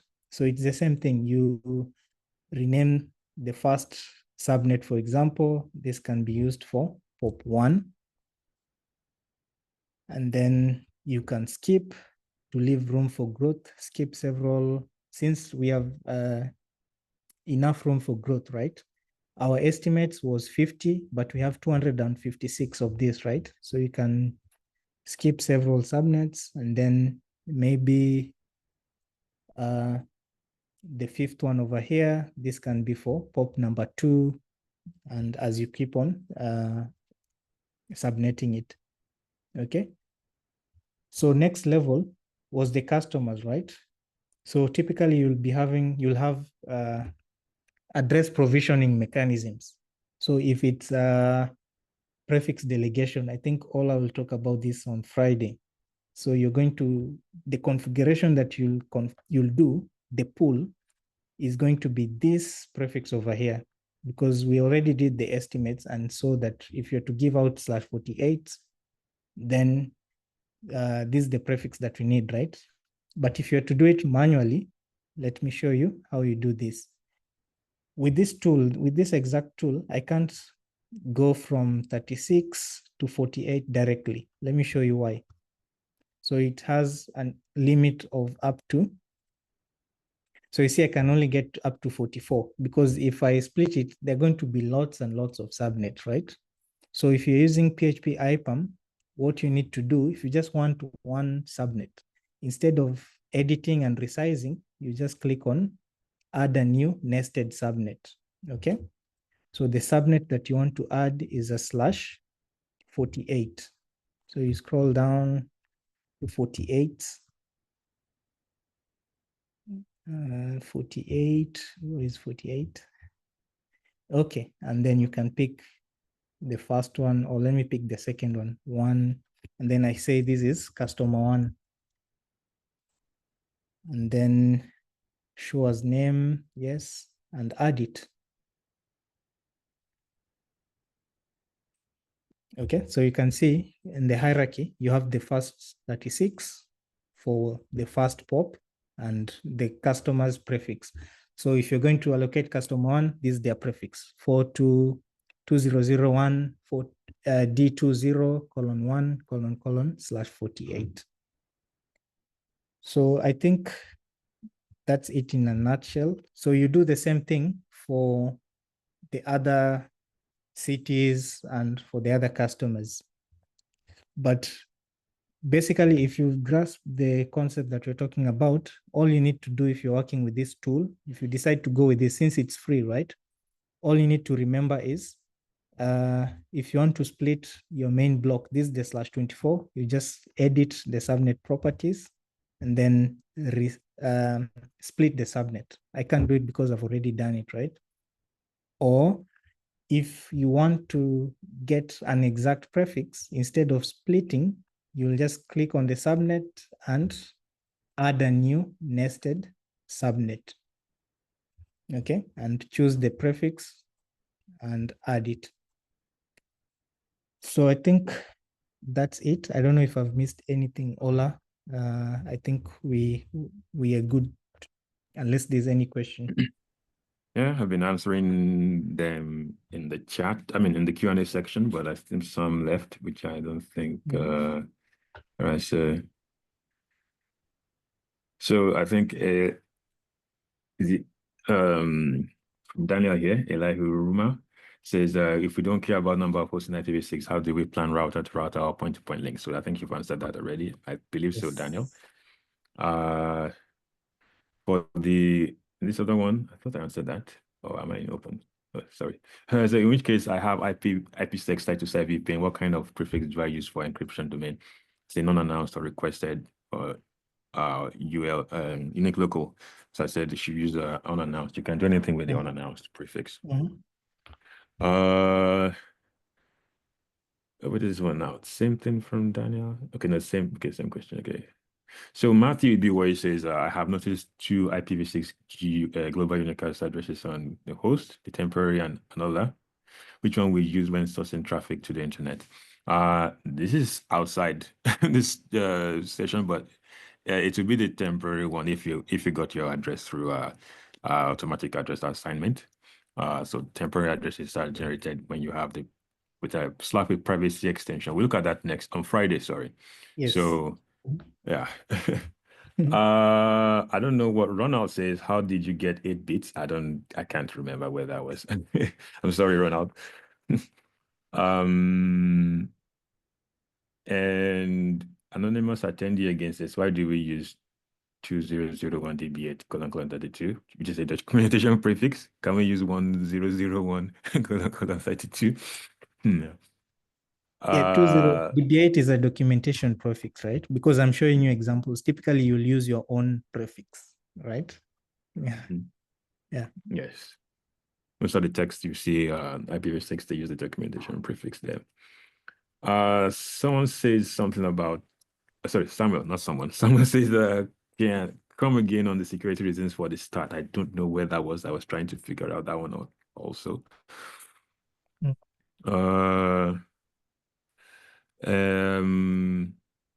Before I come to Richard, let me look at, okay, can we continue with learning track now that the site is active? Yes, you can. That's from Adiola. And Richard says, please, a quick recap on PHP IPAM. My network wasn't responding well. I don't know what quick recap you want there. So, all right, so the thing is, okay, the recording for this session exactly. will be available. Yes. Okay, so that's why I left that for last. So yes, so this is the final leaderboard, if I'm correct. Yes, it is. All right, let us quickly take the survey. I see someone asking in the time, what is the what time is the session ending? in the chat. Okay.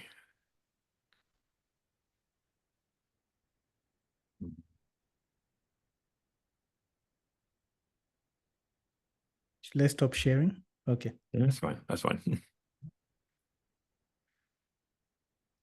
So questions have been answered. I believe so.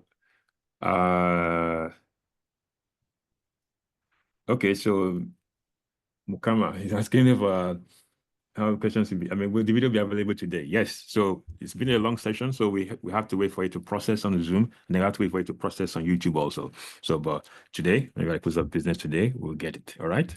So we will get an email regarding the slides. I mean, with slides, the link to download the slides, the recording, link to the recording of this session, and then also the link to the new calendar, which was sent to you earlier this week, where you can use to register for the upcoming session on Friday. I've seen some of you have registered already. There's more for that. So let us quickly take the survey then. So you just please use your phone to scan the QR code on the screen, or you go to the shortened URL of bit.ly/ls-2-0920, which you can see on your screen, and just quickly give us feedback about the session. I saw some of you giving feedback already in the chat, but we want that feedback, structured in the live session. I mean, in the survey itself. database. So please, you can scan the QR code on your screen. 1 minute, 30 seconds, 90 seconds, you'll finish the survey. It's very short.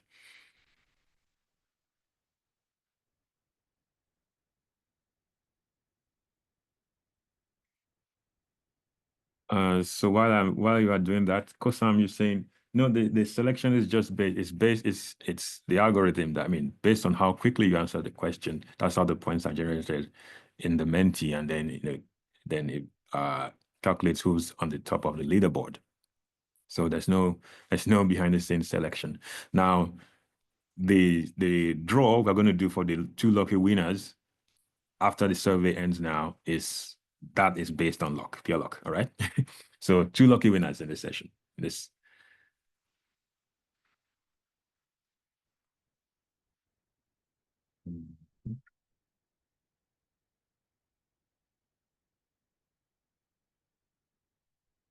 Yeah.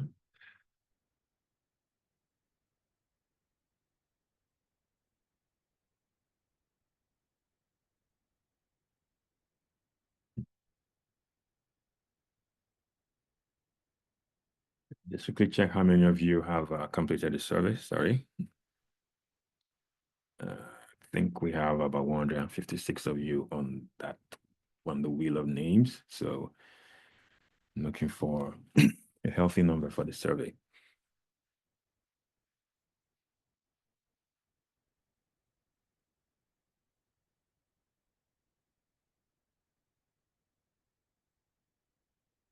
Okay, so we have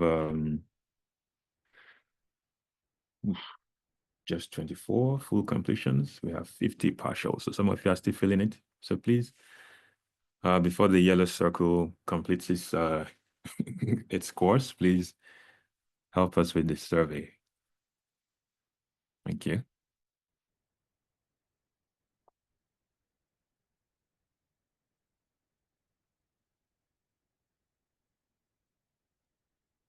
So some are saying there's an error on the link.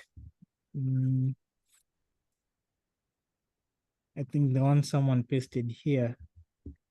Let me just try to type it out. Ola, if you can paste the link. I don't know. Yeah.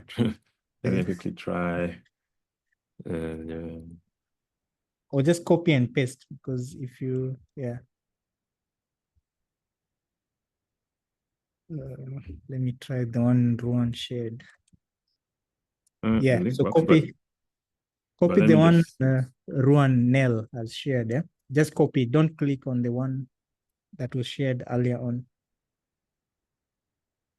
because I think probably is it I or L? I don't know. Maybe that's the reason why. It's LS. It's LS. It works actually. It's LS. I said it. Sorry, that's fine. It's LS. The link works probably actually. The other one was capital I. I don't know. The one that was shared. Yeah. So just copy this one here and paste in your browser. Give us feedback. Or you can just that's the actual link. Okay. That's the actual shortened link. So.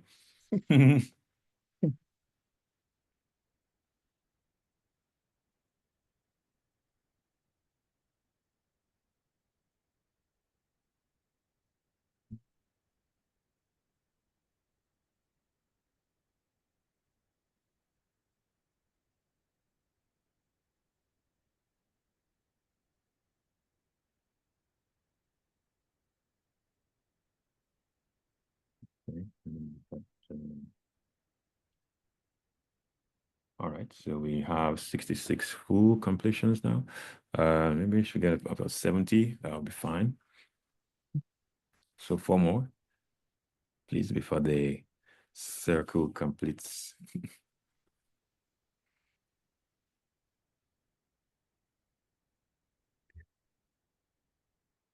So the survey helps us to improve. Like last time, we analyzed it and made some tweaks for this session. So please give us your feedback. All right, so we have 72 completions, 25 still partial. So while we are spinning the wheel, please, you can the remainder can please complete the survey. As Bashir said, this helps us to plan The feedback you give us helps us to goes into the way we plan and create content for the next live session. So thank you very much for that. And then finally, before we vamos, let us look for the lucky winners today. There are going to be 2 of them, eh? All right. So this is the wheel. Now there's a lot of you on it. There's 156 of you, and that's why it can barely see the names. But when it comes to a stop, you are going to your name is going to the winner is going to your name is going to be very large, and then you have confetti and all that good stuff. But I will not ask you to raise your hand in the chat to know you are present here. This name, this is the list of attendees anyway, pulled from Zoom. So you are all here. I see people raising their hands though. Do you want your question? Do you want to ask a question before we spin? No, let me spin. All right, so I'm going to spin the wheel now for the 2 selected winners. Like I say, if your name pops up, please raise your hand in the chat, and then I know that you are here, and we document your name as a lucky winner for today. So I'm going to spin it twice. So here we go.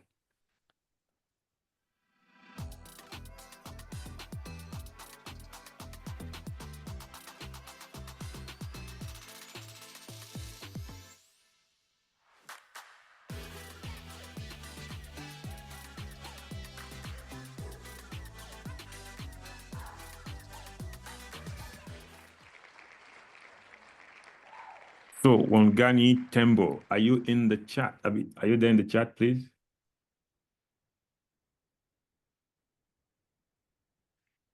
Just mention yourself.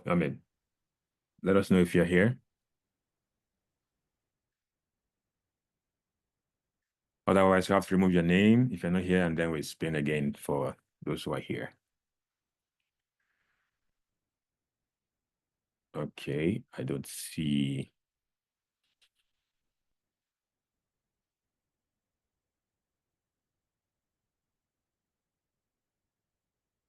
I don't see you. Okay.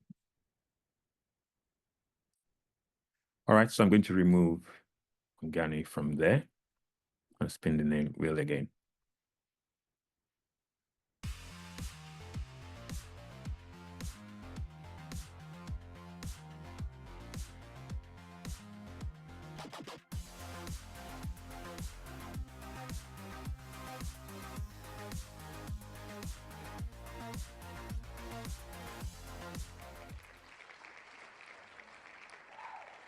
So we have Hambaraku Ibrahim Diteye.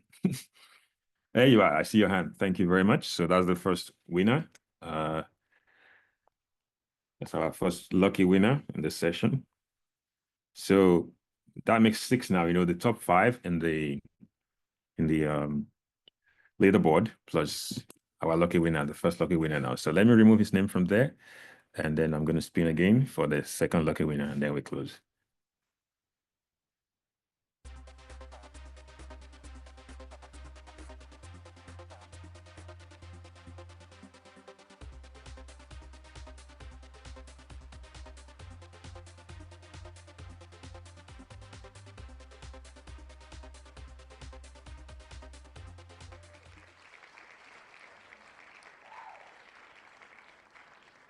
See your name on the screen? Chad, I don't see. There you are. Good. Awesome. So there we are. So our 2 lucky winners have been added to the top 5. So that will say a total of 7 for this session. I see Lamine. I don't know if you want to say something. Your hand was raised earlier, so let me see before we close, so I don't just cut you off. If you want to say something, you can talk now, please.